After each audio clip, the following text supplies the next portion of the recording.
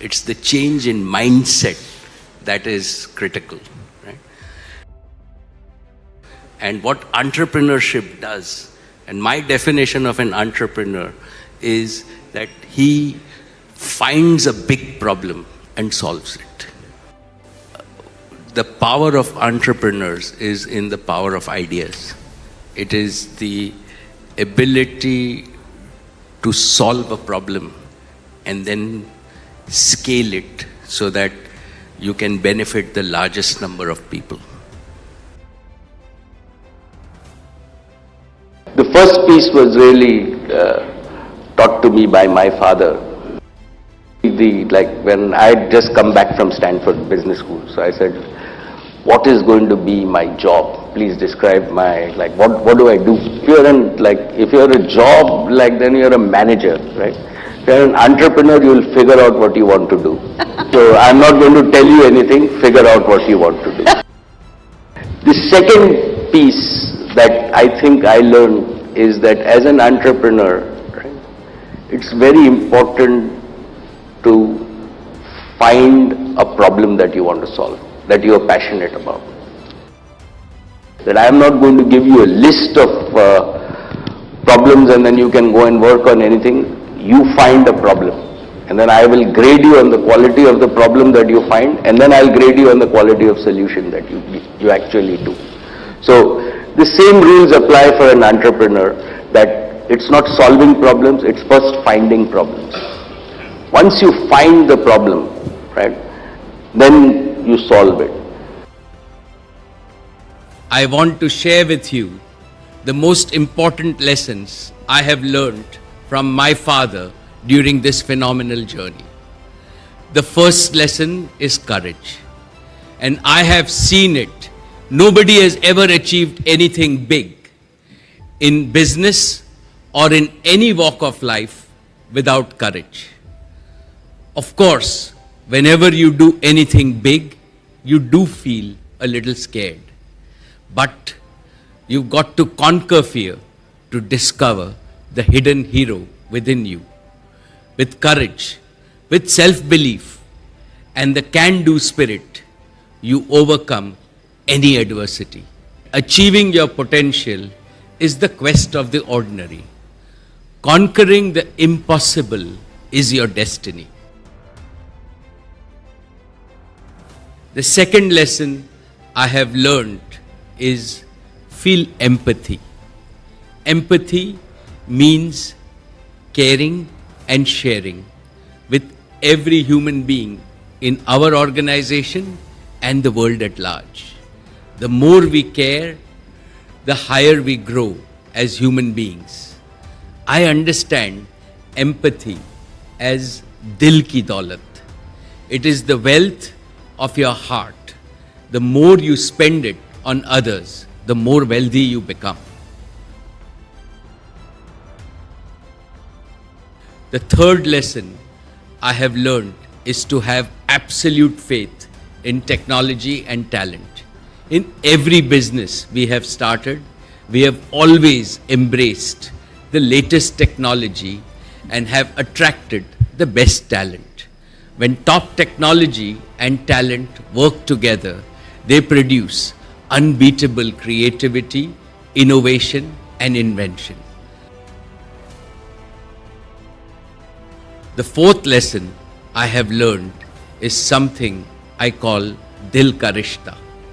Like my father, I value trust, loyalty, and a direct heart-to-heart relationship. If you put two people both following the same formula, both in the same industry, right, which one wins? Maybe they both can win and both be successful, but so I don't think there's a default template for success, but I think there's things that you can do to put yourself in the best position to succeed.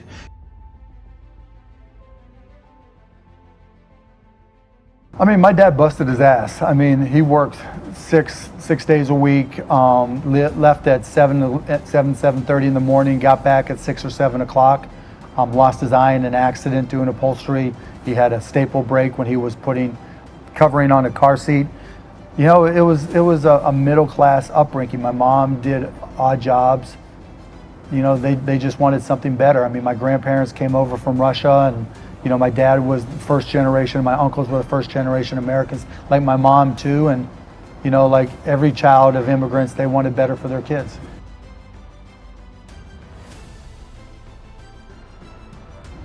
Everybody's got something that they're good at, and the hard part is just finding it. And I found out early that I was a good salesperson, that I really liked business.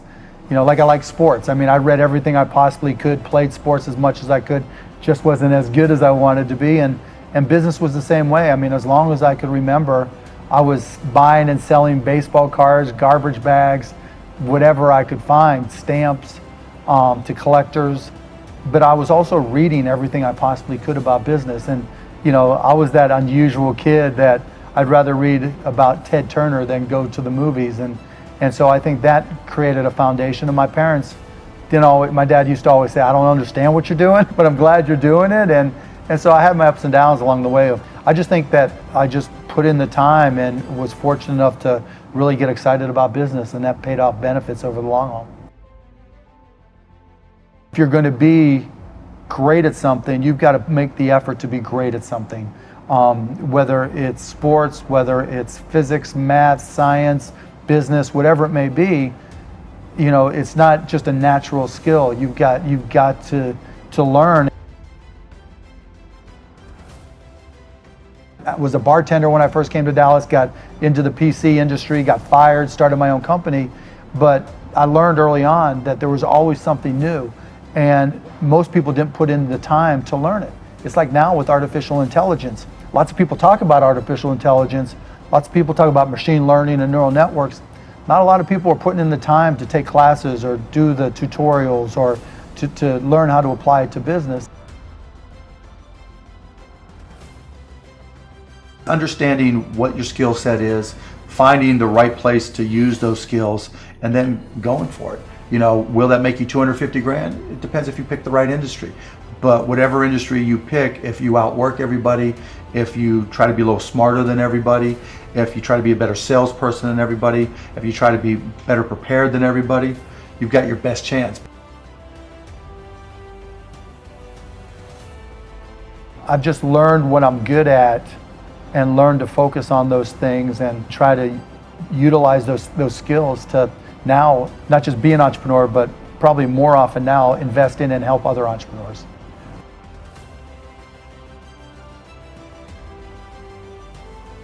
One of my favorite saying is, it doesn't matter how many times you fail, you just have to be right once. Then everybody can call you an overnight success. And, you know, I've failed a company that sold powdered milk. I've gotten fired. You know, and all those were learning experiences. You know, and kids who are graduating today, you know, they ask about jobs and things they should do and everything. And I always like to tell them, you know, whatever, you don't have to get the perfect job. When you're 22, 23, 24, there's no such thing as failure. Whatever job you take, you're getting paid to learn. Mm-hmm. And you just spend however many years paying to go to school, and you paid a lot of money, probably still owe money. Take that job. You're going to get paid to learn. And like, if it was like my experience where I learned what not to do, and I was getting paid, it was still well worth it. I truly believe each and every one of us is really good at something, right? The hard part is finding out what that is and going through all the different, kissing all the frogs before you find the prince of the job, right? I think you have to try to and experience as many things as you can. And once you get there, then try to be as good as you can at it.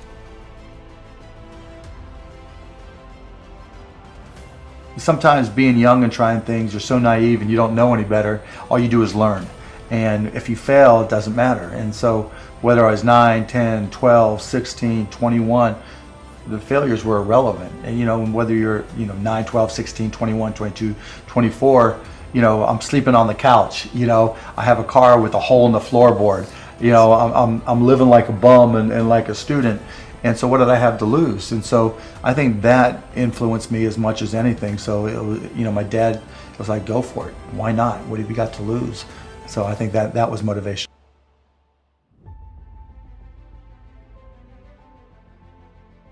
You're so self-motivated that you can take an online course in accounting and teach yourself everything, you're way ahead of the game anyways. But most people aren't. And I'm not saying you have to go to Indiana. I'm not saying go to an expensive school. I don't care if you go to a community college and take accounting and spend $99 for the class. Just, you know, spending the money forces you to be more obligated to do it.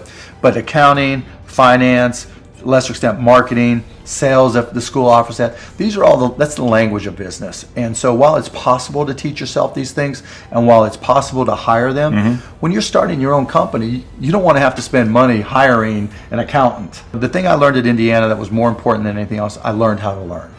And learning became far more important to me, because the one certainty in business is that it's always going to be changing. If you're not always learning, to this minute, if I'm not continuously learning, if I'm not just absorbing as much as I can absorb, someone else is going to kick my ass.